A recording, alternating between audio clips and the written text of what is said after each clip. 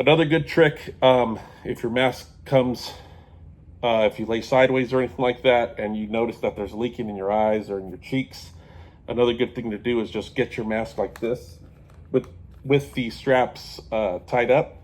And what you want to do is just pull the mask away from your face like this, and then just kind of reseat it on your face to get the seal all over again.